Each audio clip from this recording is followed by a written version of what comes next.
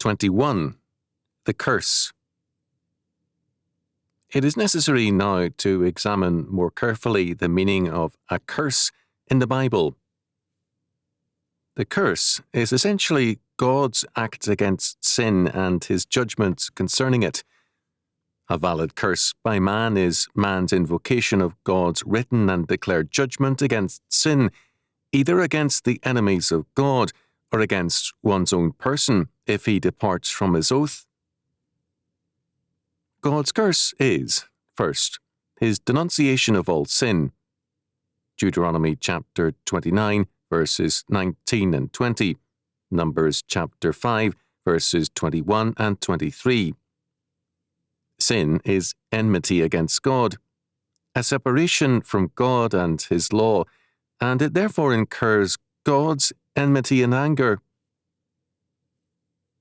Second, God's curse is not only his denunciation of sin, but his judgment of it, his active condemnation of the person of the sinner.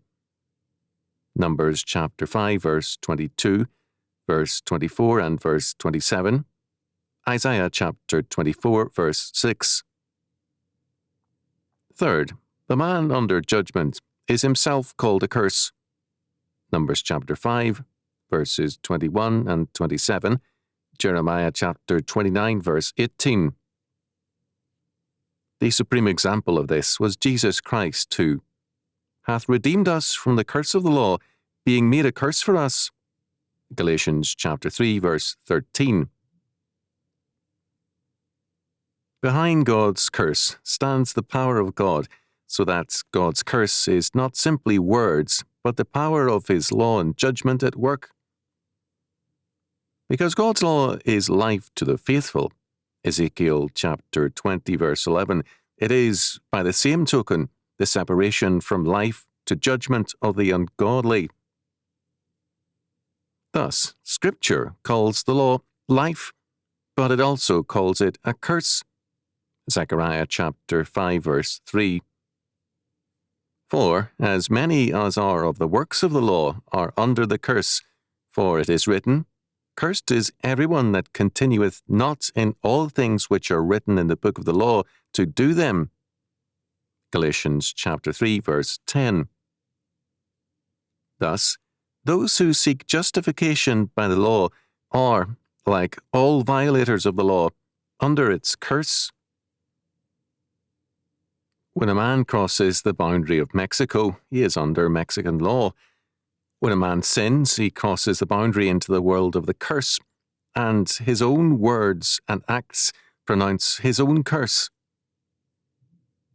God made this clear to Ahab through a prophet.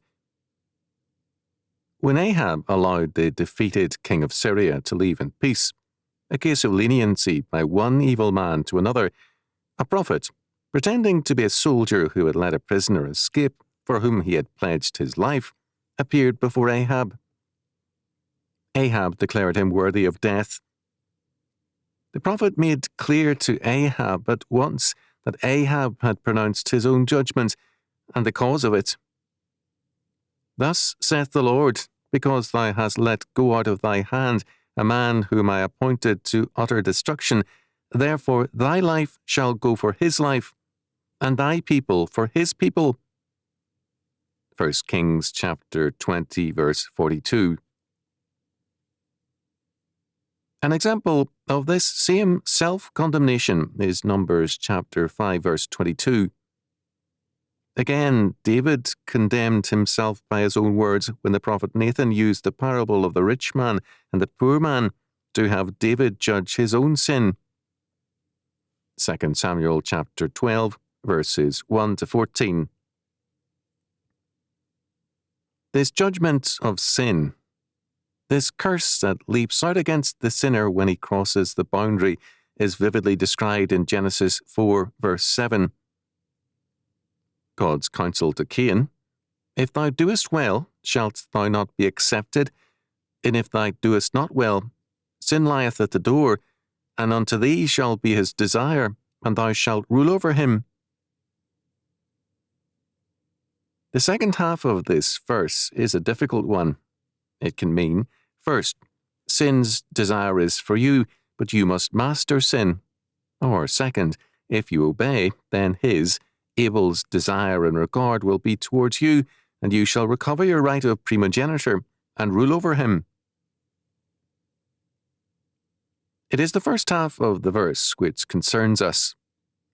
If Cain does not obey God, sin lies, crouching like a beast of prey at the door, ready to pounce on him.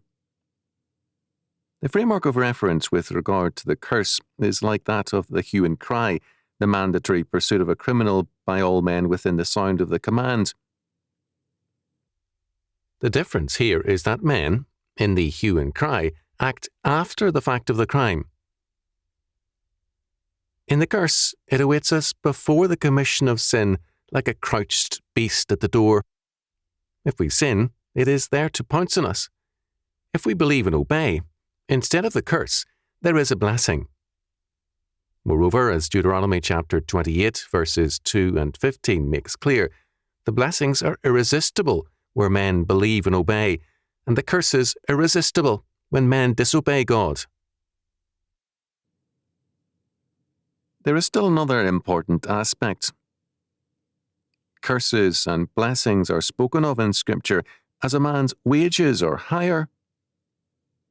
Scripture is both emphatic in declaring that the reward and blessings received from God are all of grace, and yet equally clear that, when the godly obey him, they receive wages for their services.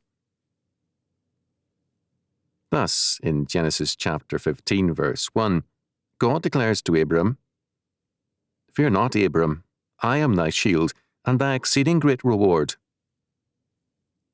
The Hebrew word translated as reward is sakar, often translated as wage. The same word appears in Numbers chapter 18, verse 31, concerning the Levites' portion.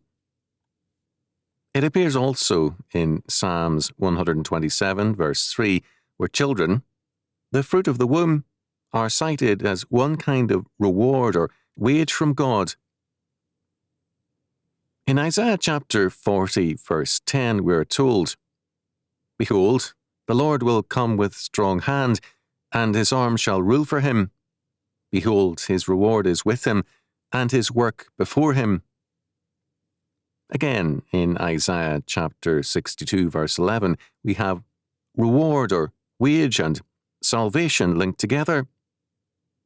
"Behold, the Lord hath proclaimed unto the end of the world, say ye to the daughter of Zion, Behold, thy salvation cometh. Behold, his reward is with him, and his work before him."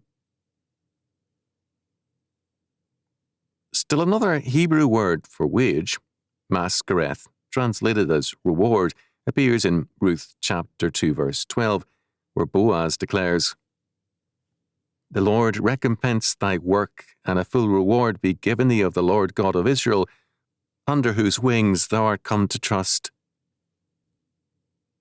Many other instances where godly conduct or obedience is spoken of as having a reward or wage from God can be cited. On the other hand, we must at all times see the wage not as man's right, but as God's grace. "So likewise ye, when ye shall have done all those things which are commanded you, say, We are unprofitable servants, we have done that which was our duty to do." Luke chapter 17, verse 10. On the other hand, the curse is at all times the just and due wage for sin. Because sin is not only death, but separation from God's law, it has its own law, Moloch worship, statism, moral anarchy, and much more. God declared through Ezekiel, chapter 20, verse 25, "Wherefore I gave them also statutes that were not good, and judgments whereby they should not live," speaking of their profane society and their idolatrous laws. The law of sin is death. Man cannot live by it. To be under the curse of God is thus to be under humanistic laws by which man cannot live. Whereas, when men believe and obey God, God's law is a blessing to them. God says of his statutes and judgments, "If a man do, he shall even live in them." Ezekiel chapter 20, verse 13.